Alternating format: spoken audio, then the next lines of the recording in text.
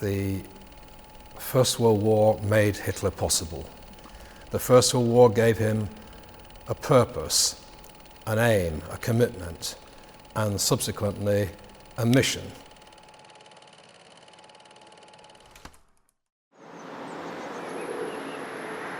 The picture of him on the very first day when the German declaration of war took place, he was picked out by the person who later on became the sort of court photographer for the Third Reich, Heinrich Hoffmann, and the picture of Hitler circled in the middle of this crowd then was sold in its millions and made Hoffmann, amongst others, a lot of money. The crowd actually wasn't as dense as it appeared to be in the picture, which had been doctored by Hoffmann. Nonetheless, this was a crowd that was enthused at the prospect of war, and Hitler was amongst those who was extremely elated at going into this war. He joined up 2 or 3 days later and was let in as an Austrian. He should have been sent back to Austria, but he was actually permitted to join the German army by a bureaucratic mistake, and subsequently that was his lever for not being deported back to Austria after the end of the First World War. Had that been the case, then history may well have been very different. Hitler was actually not in the trenches. That is the claim that he made in his own subsequent writings, in Mein Kampf in particular, that he was a representative of the front soldier, of the soldier who fought the First World War in the trenches. In actual fact, Hitler spent practically the entire war behind the lines in the what was called the Etappe, the rear station behind the lines, and the front soldiers regarded the people who were in the Etappe, in the rear station, with their own contempt. So they called them Etappenschweine, rear guard pigs, and Hitler was one of those. So he spent his time for most of the time, in relative comfort, some distance from the front line.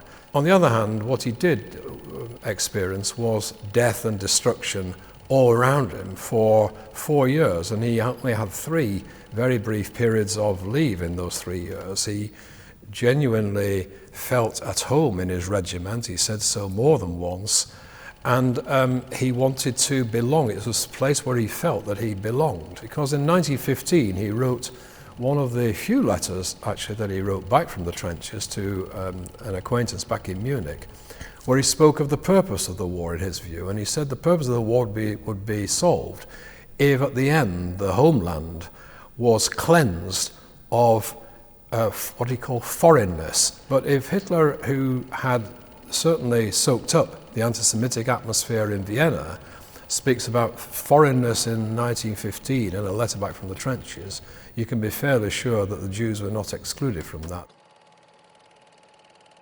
He experienced the news of the defeat while he was in the field hospital in Pasewalk in Pomerania, where he'd been taken suffering from the after effects of mustard gas poisoning. And when the news hit him, it was a sort of traumatic experience, and it seared him for the rest of his life.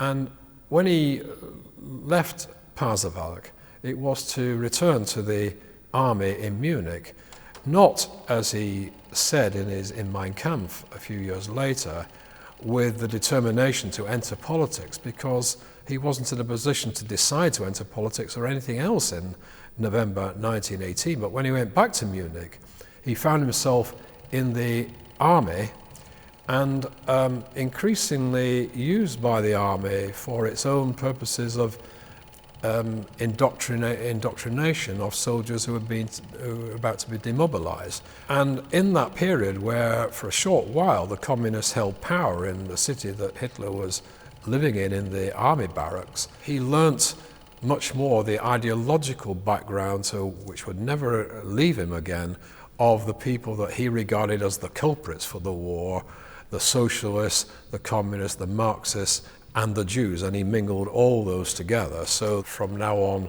he had to fight against the people who were responsible for Germany's collapse and for the hated revolution of 1918, the Marxists and the Jews, who became for him one and the same.